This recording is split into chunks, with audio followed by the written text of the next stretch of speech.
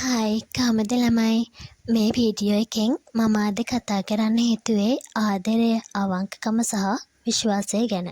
ජීවිතයේ වටිනා පාඩම් සහ ධනාත්මක අදහස් දැනගන්න මගේ channel එක subscribe කරලා තියාගන්න. එහෙනම් අපි යමු වීඩියෝ එකට.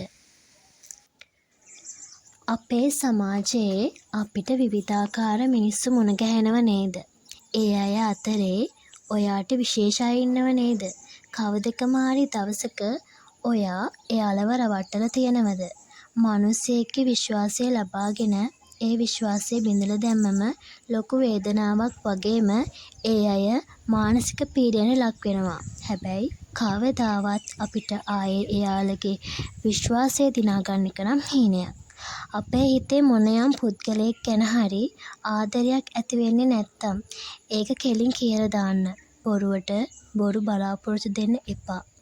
ඇත්ත කියන එක ඊට වඩා හොඳයි.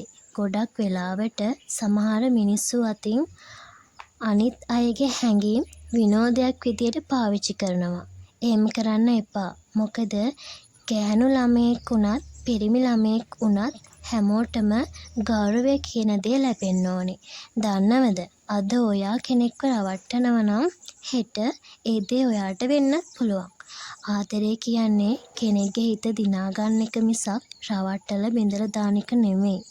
මිනිස්සෙගේ හිත දිනා ගන්න පුළුවන් වුණාට ඒ හිත බිඳලා දාන්න ඔයාටවත් මටවත් කිසිම අයිතියක් නැහැ.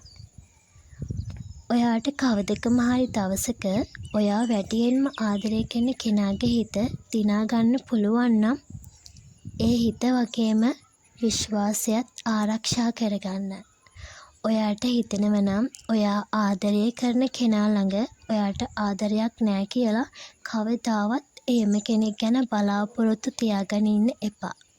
මොකද මම ඔයාට ආදරෙයි කියන වචනය සෙල්ලමකට අරගෙන සෙල්ලමක් විදියට භාවිතා කරන අය ඕනි තරම් ඉන්නවා.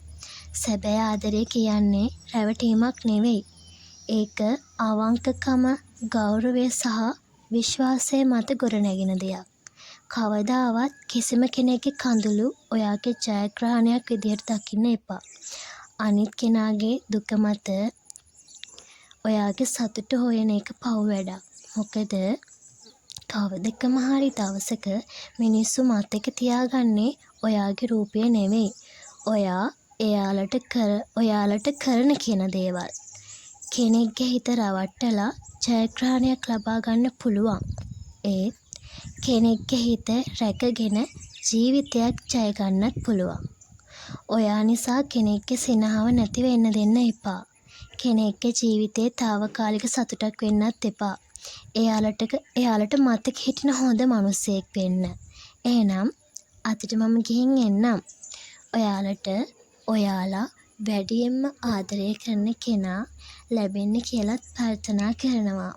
ඒ වගේම මගේ මේ වචන ඔයාගේ හිතට දැනුණා නම් ඔයාලගේ අදහස් වචන කරලා කමෙන්ට් එකක් විදියට දාන්නත් අමතක කරන්න එපා. එහෙනම් මම ගිහින් එන්නම්. බයි.